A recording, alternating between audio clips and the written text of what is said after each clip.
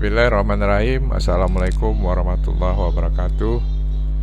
Waalaikumsalam warahmatullahi Waalaikumsalam wabarakatuh. warahmatullahi wabarakatuh. Pertama sekali kita bersyukur karena masih diberi anugerah sama Yang Kuasa. Walaupun belajarnya malam hari, karena pertimbangan kamu ini kan eksekutif ya, sibuk siang hari bekerja ya. Mungkin dengan alasan itulah kalian mengambil mata kuliah malam. Jadi kita akan kirim apa yang akan kita bahas malam ini.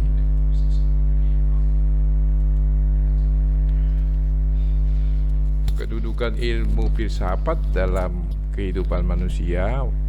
Mata kuliah ini sebenarnya menarik, tapi harus dihubungkan kepada Yang Maha Kuasa, karena Allah SWT lah ketika kita tidak lagi mampu berpikir, sebelum berpikir pun kita harus menyerahkan diri kepada Dia. Jadi kedudukan filsafat sebagai sebuah ilmu itu sah-sah saja kita pelajari ya, terutama dalam kehidupan manusia. Dia akan memberikan pengertian dan kesadaran kepada manusia akan arti pengetahuan tentang kenyataan yang diberikan oleh filsafat. Jadi filsafat itu bisa menjadi sebuah kenyataan, tapi bisa juga seperti fata morgana ya, tidak menjadi sebuah realita. Jadi filsafat itu masih produk pemikiran ya, akal pikiran kita ya. Dia memang bisa memberikan pedoman hidup, tapi untuk berpikir guna memperoleh pengetahuan.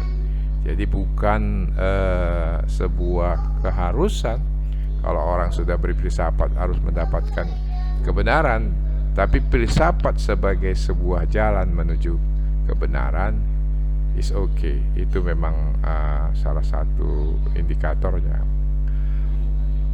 Nah, berikutnya filsafat seperti yang sudah kita bahas sebelumnya adalah ilmu yang berusaha mencari sebab yang sedalam-dalamnya bagi segala sesuatu berdasarkan pikiran atau rasio. Filsafat adalah pandangan hidup seseorang, selalu juga disebut falsafah ya, sekelompok orang yang merupakan konsep dasar mengenai kehidupan yang dicita-citakan.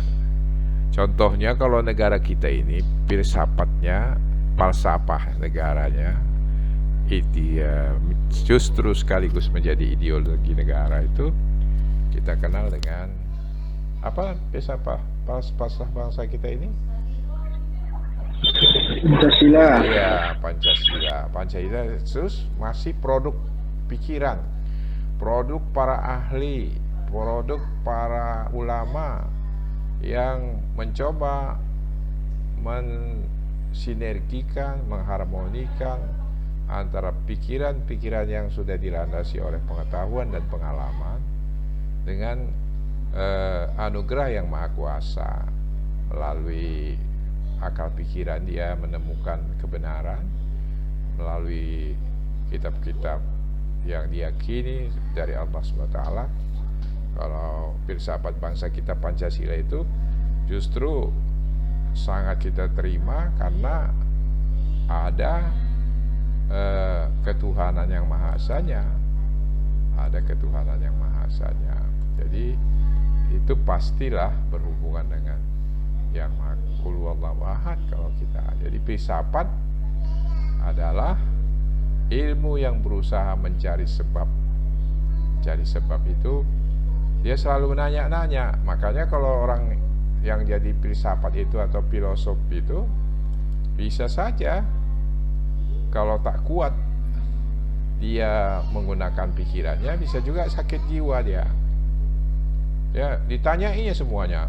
Kalau misalnya mutiara itu dari mana? Tanya lagi. Oh, itu dari tiram. Tiram itu dari mana? Dari dalam laut. Laut itu dari mana? Nanya lagi, bentok dia. Nah, kalau tidak dihubungkan kepada Allah SWT.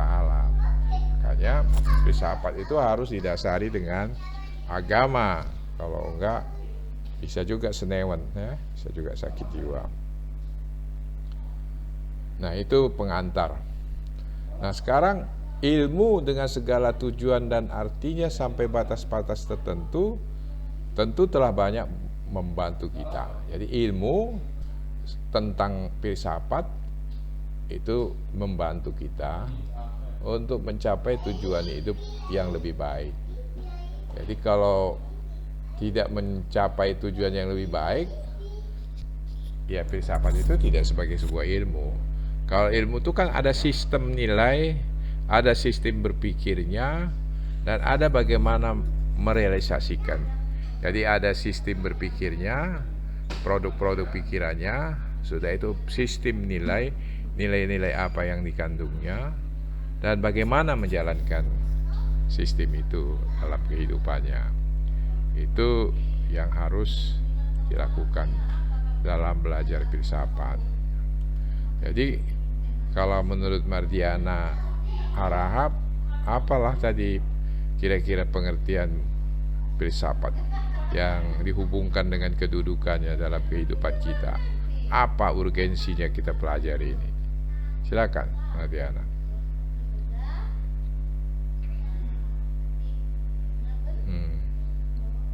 Siapa yang bisa jawab? Mardiana masih sembunyi Mardiana. Ya, ini Coba Pak.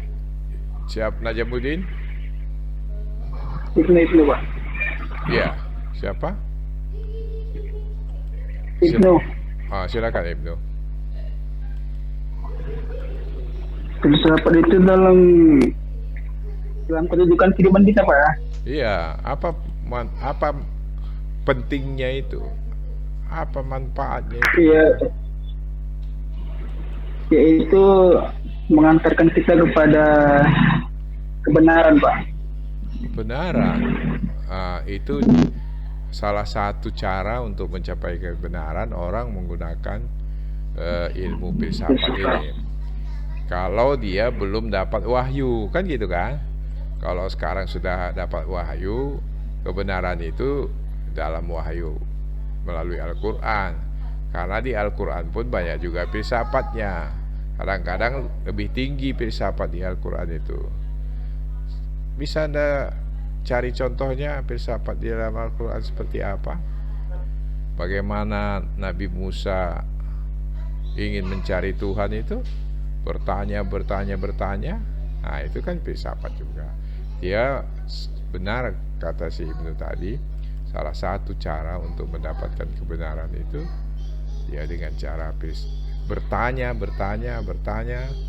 sampai ada jawabnya. Oke, jadi itu filsafat melahirkan ilmu ini mengantarkan kita kepada kebenaran. Makanya ada ilmu filsafat. Nah, ilmu dengan segala tujuannya ini sampai batas-batas tertentu memang telah banyak membantu manusia mencapai tujuan hidup. Tujuan hidup ini kan kita mendapatkan kehidupan yang lebih baik, ya. Siapa yang mau hidupnya makin lama makin susah, ya? Tentu ingin lebih senang.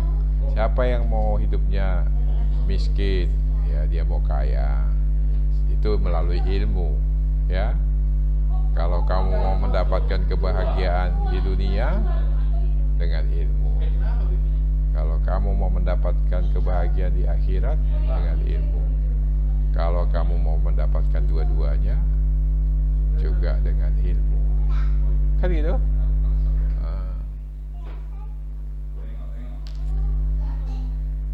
Sampai di sini ada kira-kira yang mau ditanya?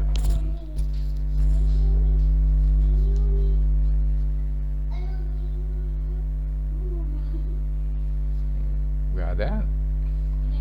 Saya Pak. Ya, silakan.